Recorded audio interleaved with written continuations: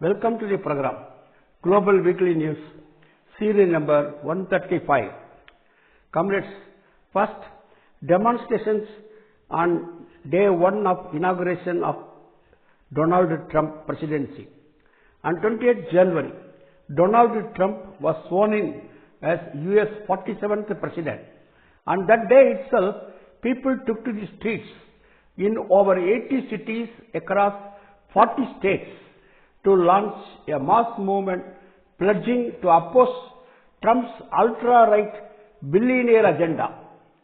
A variety of working class organizations and grassroots organizations, including the Party for Socialism and Liberation, United Auto Workers, the Palestinian Youth Movement, the People's Forum, etc., took part in the rallies. Trump broke a record for donations for his inauguration, raising over more than $17 crore. VIP tickets were completely sold out.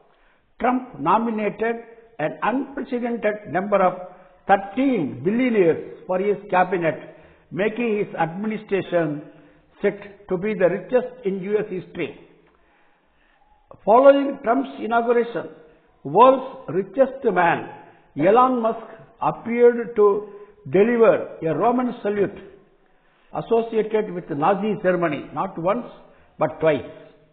Elon Musk will run the newly created Department of Government Efficiency, tasked with broadly slashing social services, government jobs and regulations.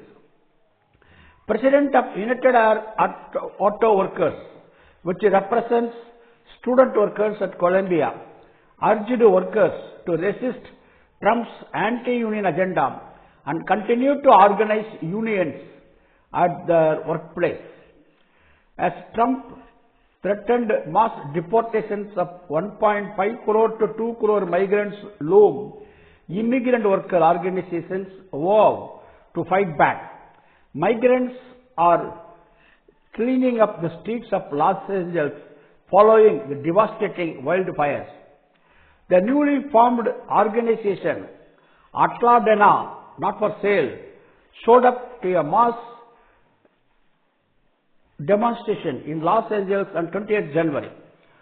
Altadena residents hailing from a historically black neighborhood are organizing to ensure that long-time community members are not pushed out once the neighborhood is rebuilt post-wildfires.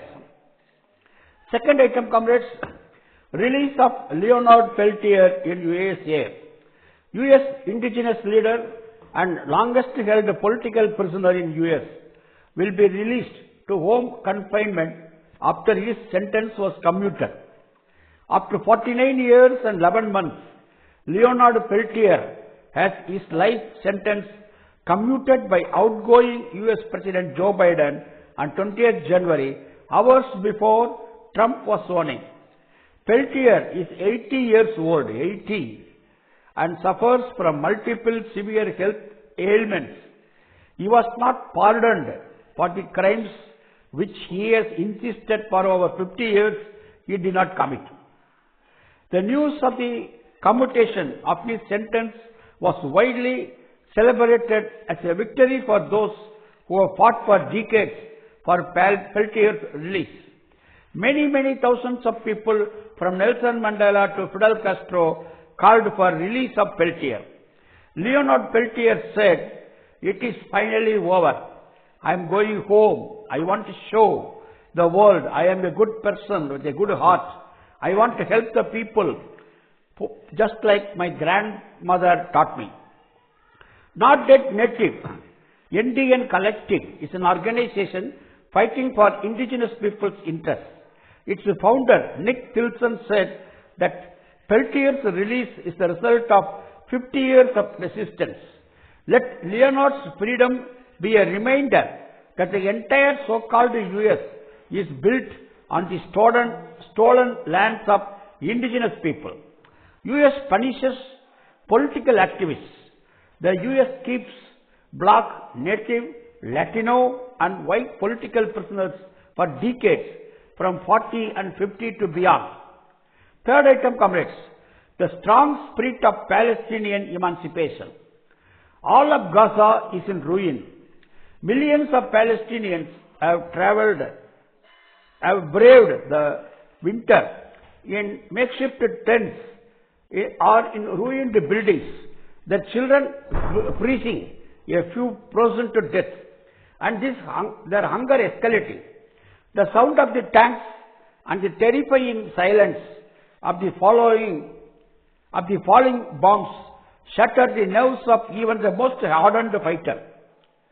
Yet, during that, the armed units of the Palestinian resistance continued to fire the depleted ammunition at the Israeli troops. At the same time, children run amid the toxic wreckage with the Palestinian flag aloft. There is a ceasefire from January 19th, but this is the rhythm of Palestinian history since at least 1948. Occupation, war, ceasefire. Khalida Jarrar, one of the leaders of the Popular Front for the Liberation of Palestine, has been in and out of Israel's prison for almost her entire adult life. Her first detention was in March 1989 when she took part in the march on International Women's Day. Her captors prevented her from being at the funerals of her father 2015, mother 2018 and daughter 2021. Now Jarrar leaves prison along with 90 other Palestinian prisoners who were exchanged for three Israeli captives who were exchanged for three Israeli prisoners in the first part of the ceasefire deal. The Israelis arrested one young Palestinian woman for writing a social media about the brutality of the genocide. Another young man was held under suspicion of being a terrorist. Made of such steel and love, Jarrar is unrelenting. So too are the Palestinians who are slowly moving back to their destroyed homes in Gaza. Fourth item, comrades, Oxfam report, IMF, World Bank need reforms. Oxford Committee for Famine Relief, well, that is Oxfam, was founded in 1942. In 1995, Oxford International was formed. Oxfam has been fighting against poverty, injustice and inequality worldwide. This year's Oxfam report declares that former colonial powers in the global north extracted and continue to extract billions of dollars of wealth every year from the countries of the global south. IMF and World Bank need urgent reforms to make them more representative and effective. The report claims that governments across the world have failed to impose repeatedly recommended wealth taxes on the ultra-rich. The total wealth of 2,565 global billionaires is 15 lakh crore dollars. 1 billion is equal to 100 crore. Billionaire owns a wealth of rupees 8,600 crore. $1 is equal to 86 rupees currently. Oxfam report says that the world will see at least 5 trillionaires within a decade. Trillion means 1 lakh crore. Many of the super rich, particularly in Europe, owe a part of their wealth to historical colonialism and exploitation of the poorer countries. The spending on debt repayment of global south countries is far higher than the combined spending on health and education. The report also argues that most of the environmental and climate related problems of the world stem from policies practiced during colonial times. To fight against rising inequalities, the report recommends taxation of the rich, including a tax for inheritance and abolition of tax havens across the world to control the rise in inequality. The report calls for the cancellation of the debts of the poorest countries and the restructuring of voting power in the IMF, World Bank and UN Security Council as well, apart from raising the issue of relief by all former colonial powers to the societies affected by their colonial loot and extraction. Fifth item, comrades, Trump again reinstates Cuba as a state sponsor of terrorism. On his first day in office, US President Donald Trump reinstated Cuba as a state sponsor of terrorism.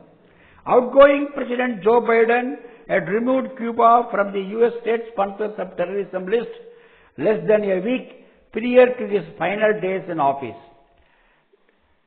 Cuba had been on the list since 2021, as Trump had added Cuba in the final days of his first period of administration. This designation has filed on unilateral sanctions to the already blockaded Cuba and led to multiple humanitarian crises, as it has the unofficial effects of preventing Cuba from global trade, resulting in shortage of key goods such as fuel. Cuban President Miguel Diaz-Canel called Trump's reinstatement of Cuba to the list as an act of arrogance and disregard for the truth. Cuba's foreign minister said that Trump's action will cause harm, but it will not break the firm determination of our Cuban people. We will win. A platform of social and political organizations from across Latin America and the Caribbean lambasted Trump's decision to re-include Cuba to the list. After finding its way to the White House for a second term, techno-fascist tycoon Donald Trump could not even wait 24 hours to include Cuba in the spurious list of the state sponsors of terrorism. The Bolivarian Alliance for the Peoples of Our America, People's Trade Agreement, ALBA TCP, has rejected Trump's decision to re-add Cuba to the list. Sixth item, comrades, 41 years of the landless rural workers movement, MST of Brazil.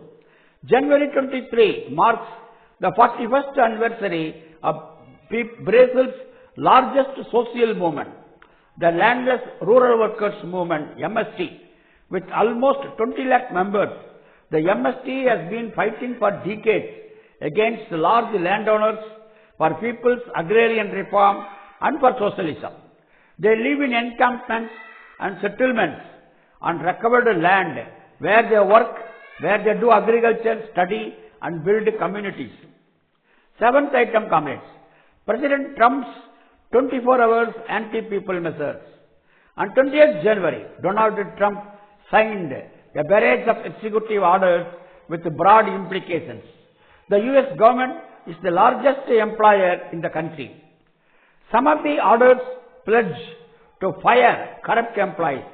An executive order to freeze hiring for feudal civilian employees was also issued. A separate executive order reclassified thousands of federal employees would make them easier to fire if they do not show sufficient loyalty to the president, according to those critical of the order. Trump also rolled back policies intended to promote diversity, equity and inclusion within the federal workforce. These policies come into effect after 2020 uprising against racism and police brutalities. The American Federation of Government Employees, the labor union representing over 75,000 employees of the federal government, demanded this move of Trump, denounced this move of Trump, condemned this move of the Trump. The federal government has the lowest gender and racial pay gaps of all employees. Through executive orders, Donald Trump ended birthright citizenship for the children of undocumented immigrants. Birthright citizenship is enshrined in the 14th Amendment to the Constitution and 22 states have already filed cases in the court to stop this order. Trump also banned asylum for those new arrivals at the southern border of the US. Trump also suspended the refugee admissions program, putting refugees at risk, including thousands of Afghanistan refugees who had been previously approved to resettle in the US. One of Trump's latest executive orders revives his Muslim ban, that is, issuing a travel ban from Muslim countries. Rights of transgender persons are taken away. US is withdrawing from the Paris Climate Agreement. Trump declared the first national energy emergency in US history, which would give Trump additional powers to suspend some environmental regulations and expedite the permitting of some mining projects. He also issued an executive order to open Alaska's Arctic wilderness to more oil and gas drilling. Trump has inaugurated a new tone which recalls the most brazen of US colonial policies against the indigenous people and neighboring countries. 8th item, comrades. London police arrest over 70 protesters at Palestine Solidarity Rally. More than 70 protesters were arrested during a massive solidarity rally for Palestine in London on 18th January. With approximately 1 lakh participants, the demonstration aimed to condemn British complicity in the Israeli genocide in Gaza. Initially, the demonstration was set to pass through the BBC office to highlight the media outlets' biased reporting on the genocide in Gaza. Though police permitted this route with certain conditions initially, the day before the protest, the police withdrew the permission of this route and introduced additional restrictions. 9th item, comrades. Iran and Russia signed a 20-year treaty. Iran and Russia signed a comprehensive strategic partnership of treaty on 17th January at the Kremlin during a meeting between Iranian President Masoud Pezeshkian and his Russian counterpart Vladimir Putin. The treaty covers all areas of cooperation, including defense, energy, technological exchange, finances, transport, culture and science. The treaty would be valid for 20 years.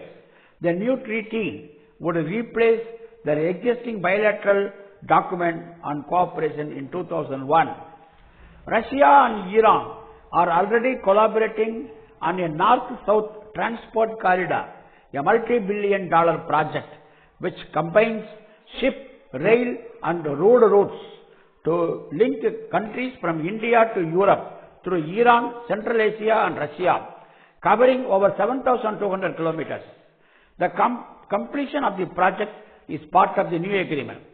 Russia and Iran had an estimated bilateral trade worth $400 crore in 2024. The shift to national currencies for bilateral trade has been a deliberate move adopted by both countries to bypass the effects of US sanctions. Russia has been supplying fuel and technological know-how for Iran's nuclear power plant, which is under construction as per an agreement signed in 2014. This treaty, is not a military treaty. 10th item, comrades. Sri Lanka and China announced cooperation. Sri Lanka's newly elected president, Anura Kumara Dissanayake, went on a 4-day state visit to China, during which both countries agreed to elevate their bilateral relations to a higher level. They also agreed to enhance their coordination within the framework of multilateralism and global South unity. Dissanayake was accompanied by Sri Lanka's foreign tourism and transport ministers. Xi Jinping, President of China, promised China's support in Sri Lanka's economic recovery and development. He expressed hope that their countries would work together on high-quality Belt and Road Initiative projects in addition to cooperating in fields such as agriculture, digital economy and marine economy for their mutual development. Xi also promised China's continued support in Sri Lanka in maintaining its national independence, sovereignty and territorial integrity. After his talks with several Chinese investors on 15th January, Dissanayake announced that investment projects worth billions of dollars were agreed upon with several Chinese companies. One key agreement was with Sinopec, one of the world's largest oil companies. Sinopec agreed to build a $370 crore oil refinery in Sri Lanka. Last but not the least, comrades, January 22, Antonio Gramsci birthday. On 22nd January, we honor Italian Marxist Antonio Gramsci and his revolutionary legacy of elevating class consciousness to challenge fascist hegemony. Gramsci's analysis of class struggle remains indispensable for revolutionary movements confronting capitalist hegemony and fascism today. Thank you, comrades. Lal Salam. See you next week.